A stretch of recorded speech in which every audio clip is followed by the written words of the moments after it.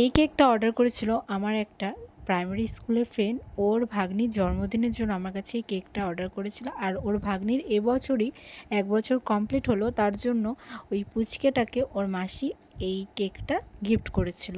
আর দেখো আমি কেকটাকে ডল ফেসে বানাচ্ছি, আর তোমরা দেখতে থাকো কেকটার কত রকমের লুক হয়, কারণ অনেক এটার উপর মানে কারুকার্য করা হয়েছিল।